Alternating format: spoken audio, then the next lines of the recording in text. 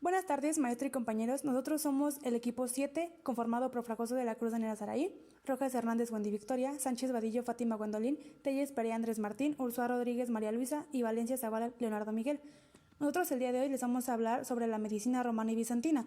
Para esto vamos a comenzar hablando sobre la medicina romana y nos remontaremos a sus inicios. En sí, los romanos llegaron a crear uno de los imperios más poderosos del mundo conocido. Antes de la absorción de la medicina griega, la medicina romana ya tenía una larga historia heredada de los etruscos, tanto en los aspectos laicos como religiosos, siendo estos últimos dos los que ejercieron una influencia más duradera. El legado etrusco se reflejaba en la confianza que los romanos tuvieron en la adivinación mediante las entrañas de los animales, en el uso de las cartas pronósticas, en las procesiones religiosas y en la adoración a los dioses para que estos cesaran las epidemias.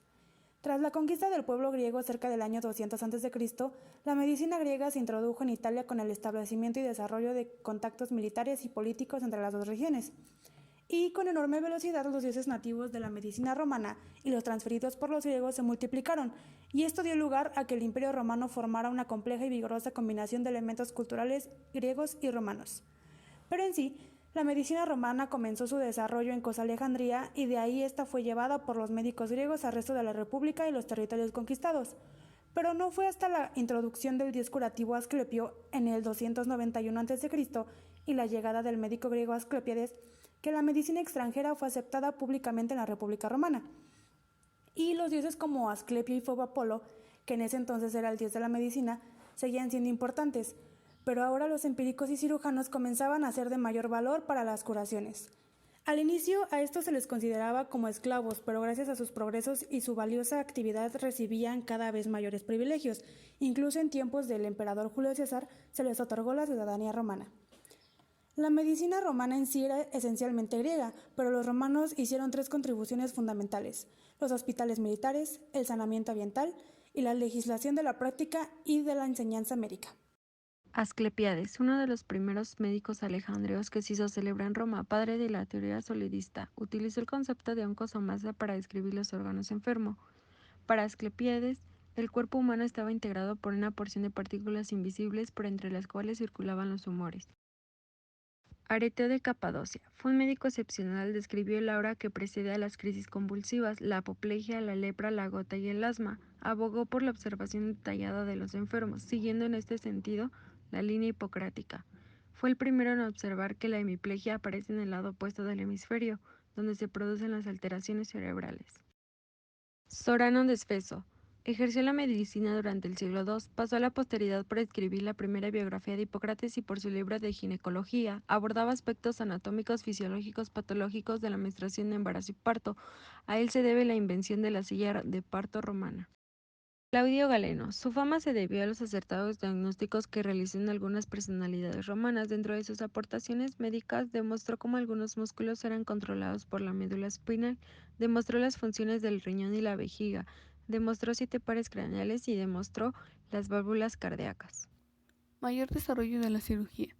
El mayor desarrollo de la cirugía se circunscribe prácticamente al campo de la cirugía militar.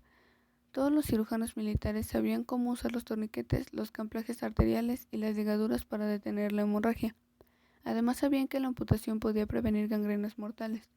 Los cirujanos romanos practicaban una rudimentaria anestesia. Lo que más sorprende es que estos médicos ya utilizaban métodos antisépticos, a pesar de que no sabían la relación de estos métodos con los gérmenes y las enfermedades. Fue el Imperio Romano quien introdujo la palabra médico en nuestro lenguaje. El oficial médico de las unidades de combate romanas era conocido como médicos. Este médico era escogido entre los soldados y entrenado por el ejército. Con el paso del tiempo, la enseñanza médica militar se reglamentó. Construcción de los primeros grandes hospitales. Los primeros hospitales desarrollados en Roma fueron los hospitales militares o valentudinaria. Estos se desarrollaron como respuesta a una necesidad impuesta por el crecimiento progresivo de la República y del Imperio. Al principio, cuando las batallas se libraban en las cercanías de Roma, los enfermos y heridos se trasladaban a la ciudad y eran atendidos en las casas de los patricios. Pero cuando las acciones empezaron a ocurrir más lejos, sobre todo en la expansión territorial, sacando a las legiones romanas de Italia, el problema de la atención a los heridos se resolvió creando un espacio especialmente dedicado a ellos dentro del campo militar. La arquitectura de los valentudinaria era siempre la misma: un corredor central e hileras a ambos lados de pequeñas salas y con cada una tenía una capacidad de 4 a 5 personas. Estos hospitales fueron las primeras construcciones diseñadas para atender a heridos y enfermos de guerra. Los hospitales civiles en sí se desarrollaron hasta el siglo IV después de Cristo y fueron producto de la piedad cristiana. Se estableció con estos un servicio médico público en el que la ciudad contrataba a uno o más médicos y se les proporcionaba el local e instrumentos para que atendieran en forma gratuita a cualquier persona que solicitara su ayuda. Y los salarios de estos profesionales se les fijaba con los consejeros municipales. También se desarrolló el servicio médico de la Casa Imperial y muchos de los patricios retenían en forma particular a uno o más médicos para que atendieran a sus familias. Pero con el tiempo también se legisló que la elección de un médico al servicio público se debería ser aprobada por otros 7 miembros de ese servicio debido a que las plazas eran muy solicitadas porque los titulares estaban exentos de pagar impuestos y de servir en el ejército. Realización de obras sanitarias. El saneamiento ambiental se desarrolló muy temprano en Roma, gracias a las obras de la Cloaca Máxima. Este era un sistema de drenaje que rodeaba toda la ciudad y se vaciaba en el río Tíber, y esta data a partir del siglo VI a.C. En la ley de las 12 tablillas, que se datan a partir del 450 a.C., se prohíben los entierros dentro de los límites de la ciudad y se les recuerda a los ediles su responsabilidad en la limpieza de las calles y en la distribución del agua. El aporte del agua se hacía por medio de 14 grandes acueductos que proporcionaban más de 1.000 millones de litros de agua al día, y la distribución a fuentes, cisternas y a casas particulares era excelente, pero en los barrios menos opulentos no era tan buena. El agua se usaba para beber y para los baños. Era una institución pública muy popular y casi gratuita. También se recolectaba agua de la lluvia y esta era utilizada para la elaboración de medicinas. En general, las condiciones de higiene ambiental en Roma eran tan buenas como se podía esperar de un pueblo que desconocía por completo la existencia de los microbios. Construcción de las primeras grandes escuelas. En el siglo III a.C., el arte médico hipocrático se dividió en 2 escuelas en las que el pensamiento de los clásicos se desvirtuó. La primera representaba la exageración de la tendencia especulativa y como reacción surgió la escuela empírica. En el siglo I a.C. se consolidó una tercera corriente, la escuela metódica, basada en el atomismo de Demócrito. Los metódicos defendían una concepción simplista de las extremidades. Con el tiempo fue la escuela que triunfó en Roma. Ahora les hablaremos sobre los inicios de la medicina en la cultura bizantina.